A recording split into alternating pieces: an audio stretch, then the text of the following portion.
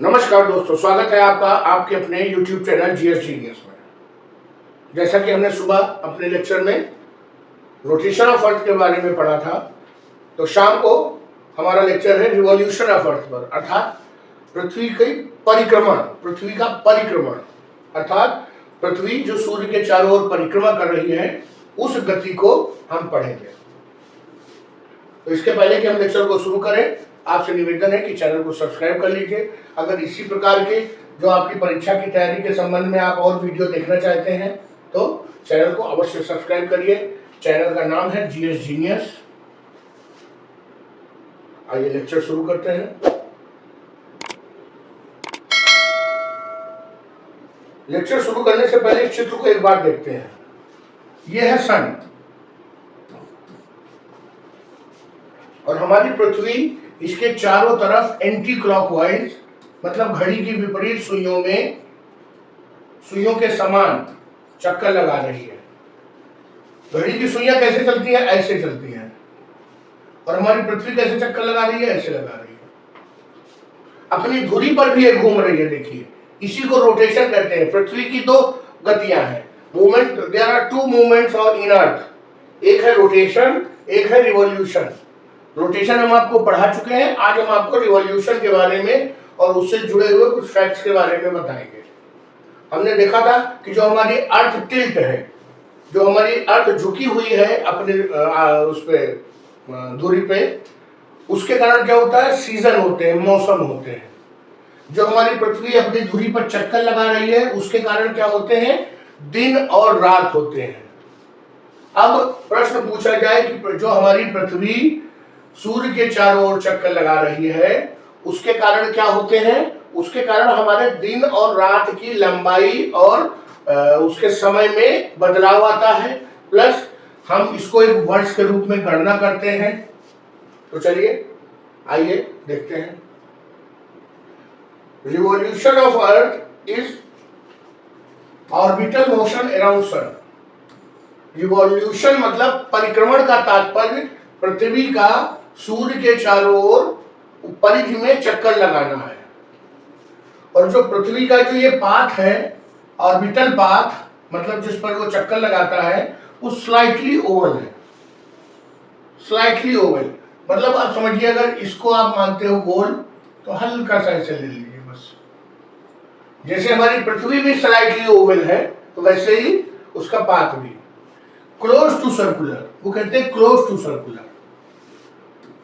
One full revolution around the sun takes approximately 365.25 days, अर्थात 365 दिन और 6 घंटे पृथ्वी को सूर्य का चक्कर लगाने में 365 डे और 6 आवर्स लगते हैं। लेकिन हम वर्ष तो क्यों 365 गिनते हैं? एक साल में 365 दिन होते हैं। तो जो ये 6 घंटे हैं, ये 4 साल में 6 घंटे इकट्ठा होकर एक दिन बन जाता है। और हर चौथे वर्ष उसको हम लीप ईयर या अधिवर्ष के रूप में गिनते हैं और फरवरी में एक दिन बढ़ा देते हैं। ये देखिए, इसमें दिया हुआ है कि पृथ्वी अपनी जो कक्षा में चक्कर लगाती है वो काउंटर क्लॉकवाइज लगाती है। काउंटर क्लॉकवाइज मतलब क्लॉकवाइज के अपोजिट। इसको एंटी क्लॉकवाइज भी कहते हैं। लेकिन जब हम इसे तभी जान सकते हैं जब हम नॉर्थ पोल पे खड़े होंगे।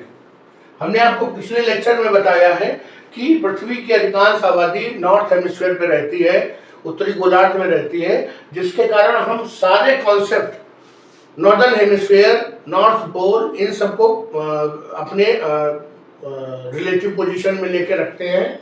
तो जब हम नॉर्थ पोल से देखेंगे तो ये हमको एंटी क्लॉकवाइज दिखेगी, और वहीं जब हम साउथ पोल पे चले जाएंगे तो हमको ये क्लॉकवाइज घूमती हुई दिखाई देगी। और अगर आप इक्वेटर पे देखेंगे तो ये वेस्ट टू ईस्ट जाती हुई दिखाई देगी। जो मैंने अभी आपको लीप ईयर बताया, अधिवर्ष जिसे कहते हैं, अधिवर्ष मतलब अधिक वर्ष, अर्थात एक दिन अधिक हो जाता है। ये 365 सही 1/4 दिन होता है। 365 दिन और 6 घंटे, 0.25 का मतलब 6 घंटे। और एक एक्स्ट्रा दिन जो है हर 4 साल में जुड़ जाता है फरवरी माह में, इसी को हम लीप ईयर कहते हैं, जिससे कि हमारा कैलेंडर जो है वो एक तारतम्य में बना रहे, नहीं तो हम जो है कैलेंडर ही नहीं समझ पाएंगे अपना। जब पृथ्वी सूर्य के चारों ओर चक्कर काटती है तो उसकी जो औसत गति होती है 1,07,000 किलोमीटर प्रति घंटा होती है। अभी हम औसत गति की बात क्यों कर रहे हैं कि हम अपने आगे के लेक्चर में उपसौर अपसौर इन सब चीजों के बारे में पढ़ेंगे, तो हमें मालूम चलेगा कि पृथ्वी जो चक्कर लगाती है तो सूर्य के सापेक्ष उसकी दूरी हमेशा बराबर नहीं रहती है। तो जब उसका ग्रेविटेशनल पुल ज्यादा होगा तो स्पीड बढ़ जाएगी, जब ग्रेविटेशनल पुल सूर्य का कम हो जाएगा दूरी बढ़ने के कारण, तो उसकी स्पीड भी कम हो जाएगी। इसी को अगर माइल्स में कहें तो 66,600 माइल्स पर आवर, और ये काफी तेज गति है। आप समझिए 1,07,000 किलोमीटर प्रति घंटा,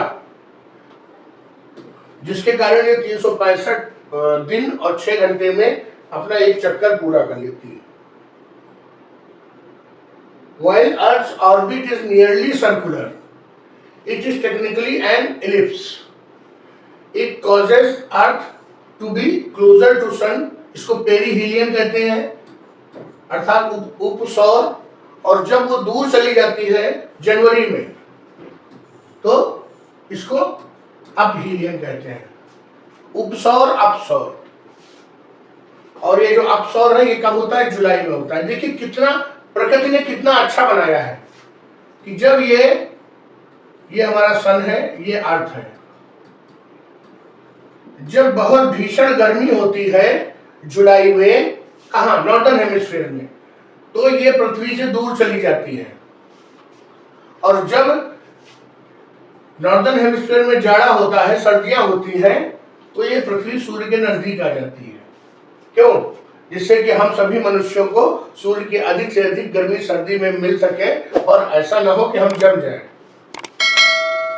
तो इसको उपसौर अपसौर है, इसको हम अगले टॉपिक में देखेंगे डिटेल में।